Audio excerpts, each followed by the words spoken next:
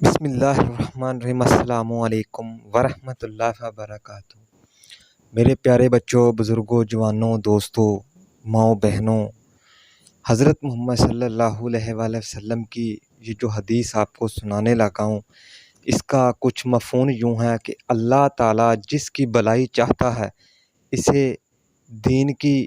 سمجھ عطا کر دیتا ہے۔ حمید بن عبد الرحمن رضی اللہ تعالیٰ عنہ کہتے ہیں کہ میں نے حضرت معاویہ بن ابو سفیان رضی اللہ تعالیٰ عنہ کو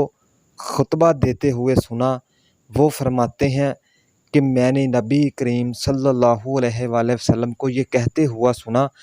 اللہ تعالیٰ جس کی بھلائی چاہتا ہے اسے دین میں سمجھ عطا کر دیتا ہے۔ میں تو نقطۂ تقسیم کرنے والا ہوں اور اللہ تعالیٰ دینے والا ہے، اور یہ امت ہمیشہ اللہ کے دین پر قائم رہے گی اور کوئی بھی مخلوق ان کو نقصان نہیں پہنچا سکے گی یہاں تک کہ اللہ کا امر آ جائے، اور امر سے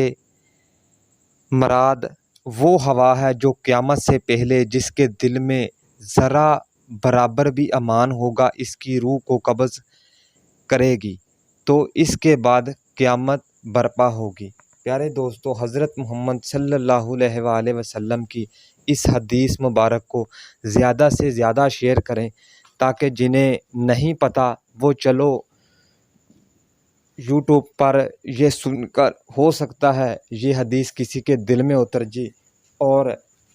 آپ کے شیئر کرنے کا ثواب اللہ تعالیٰ آپ کو بھی دے، اور ہو سکتا ہے یہ حدیث سننے کے بعد اس کی دین اور دنیا، یہ دنیا بھی اور آخرت